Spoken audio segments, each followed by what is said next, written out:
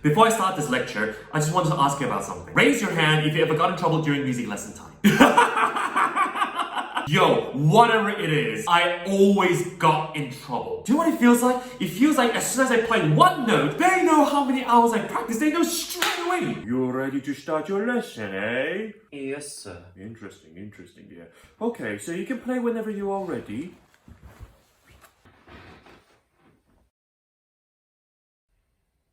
Stop!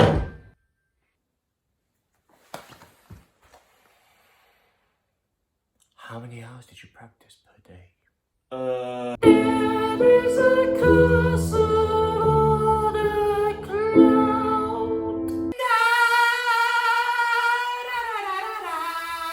200 degrees, that's why they call me Mr. Fahrenheit. I'm traveling at the speed of light. I wanna make a supersonic man out of you. I love it when you call me señorita. Feelings are breaking, everybody's shaking and we're staying alive, staying alive. But every touch is ooh la la la, is true la la la. Oh shit, my lesson is tomorrow.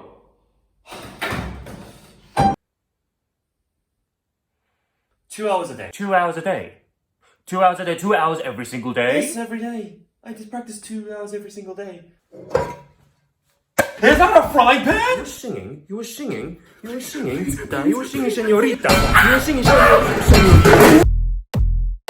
My name is Joshua and welcome to Technicality.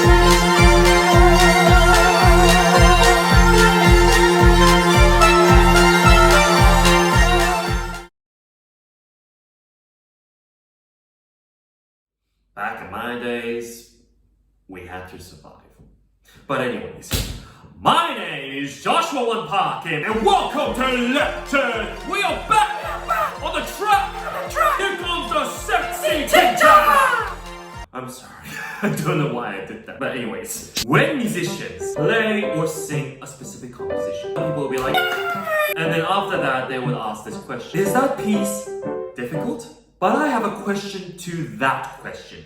Wait, that sounds very weird. But anyways, yes, I have a question to that question. Technically difficult or musically difficult? Which question are you asking about that difficult? And then they say, oh, musical difficulty is not that difficult. And I'm like,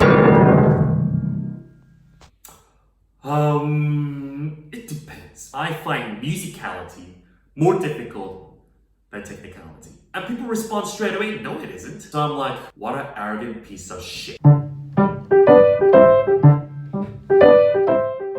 Pieces that are technically difficult are usually pieces with so many notes, like this one.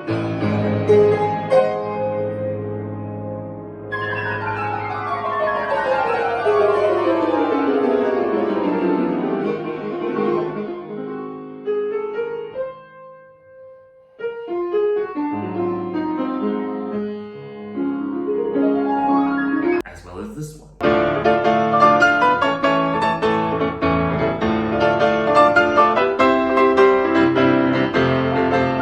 I must say that is a very difficult piece to practice. But when we look at pieces that have so many notes, we are like, wow, that piece has so many notes. But as soon as we start playing, then we realize, oh, it's a chromatic scale. In other words, we have to practice all the technical exercises in order to become the master of techniques. We have to practice many of the technical exercises, including scales, arpeggios, broken chords, hand-on, etudes. That is why we always judge how many hours students should practice. Because if you have so much things to do, you wouldn't be judging about hours. But already 6 hours have passed if you were only practicing all these technical exercises.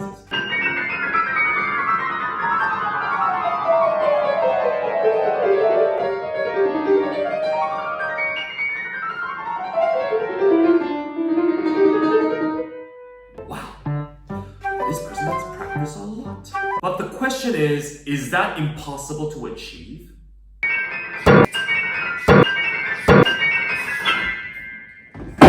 Wow. This person has talent. I mean, I think anyone can achieve that. Only if you have extra time to practice. Then what happens to the next level after you become the master of techniques?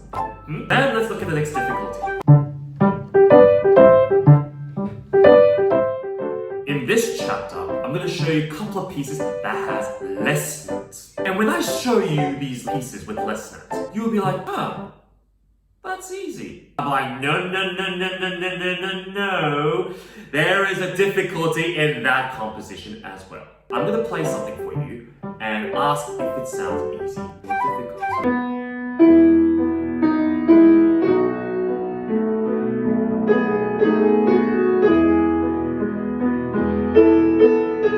The most famous example is the slow piece by Chopin, is the Etude. Etude is basically a study or a technical exercise for a specific composition or specific instruments.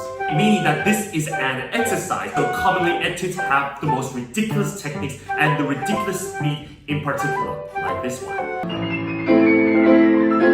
Damn. So this is just the beginning to explain what is musically difficult. Because anyone can play the note on the instrument, anyone can make a sound, but the next question is, how do you make this better? Here's the funny thing, if you play pieces that are already famous, or if it's a piece that everyone knows how that piece goes, and you make a one single mistake, everyone knows that you made a mistake. You turn this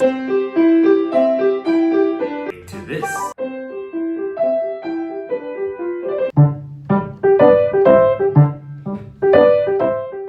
Now in this chapter, I want to present to you two pieces. One is technically difficult and one musically difficult. They are both technically and musically difficult, and they are both written by the same composer. Concerto is a long composition, usually for a main performer, aka solist, having a battle between him or herself and an orchestra. So in the scenario of a piano concerto is a piano versus orchestra. And those pieces are usually 30 to 40 minutes long. Yeah, 30 to 40 minutes long. This is one composition, 30 minutes. And this one is 40 minutes. Of course, my personal favorite is the second concerto. They are both musically and technically difficult. But the third concerto has more notes compared to the second concerto. If you look at the second concerto, boom, that's a lot of notes, right? But if you look at the pieces of the third concerto, BAM! Look at this, it's all graphic. So some people will think the second concerto is easier than the third. No, that's definitely not. The third concerto literally has everything. It has the last note,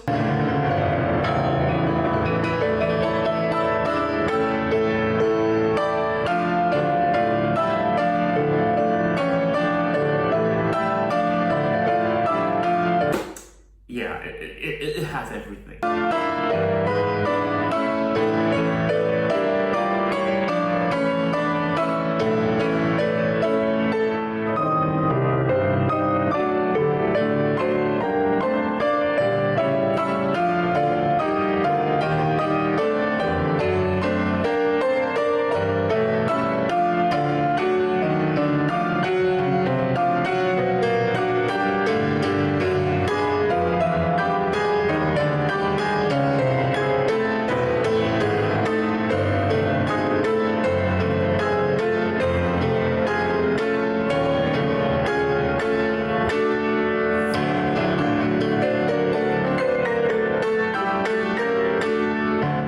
There are technically difficult moments from this concerto.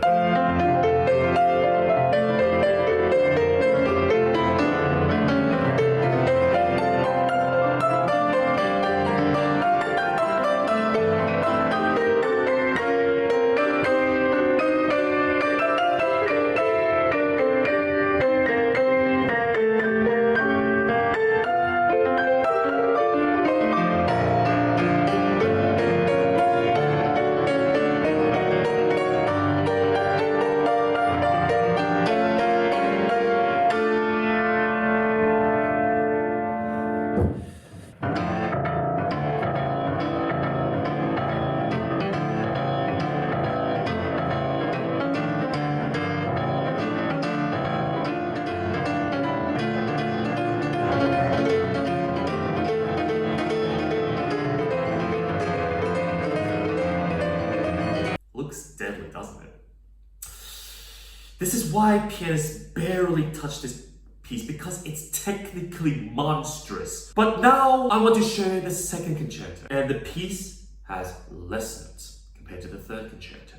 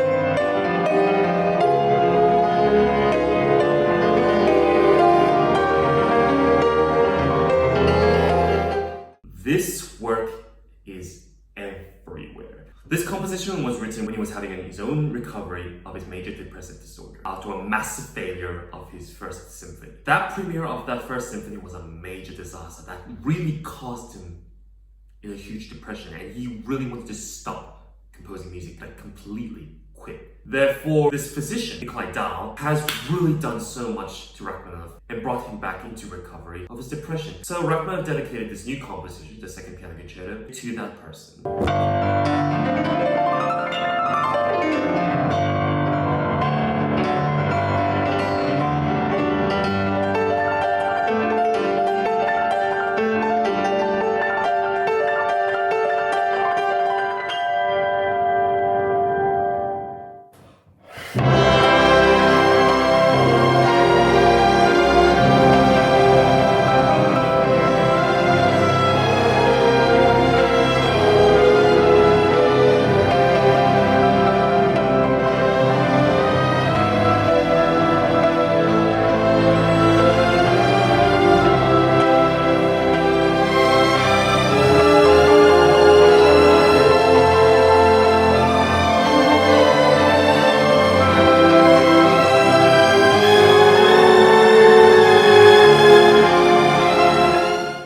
Unsurprisingly, this concerto has become one of the most successful pieces in music history, and he became one of the most greatest composers in music history. It's a famous composition. Nearly everyone knows this piece. If you play any famous composition and make a small mistake, everyone knows. The main point is that there is no such thing as an easy composition. Every single composition, even easy pieces, yes, even easy pieces, are difficult. They all have different kinds of difficulty. They all have different types of difficulty.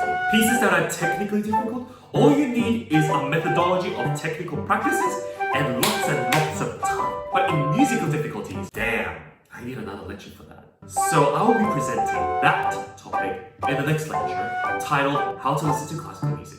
So, let's get smart.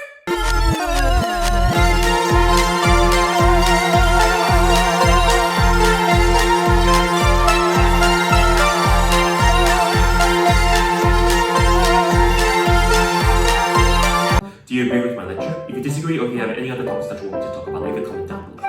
And I'll see you in the next lecture. My name is Joshua Parkin. As always,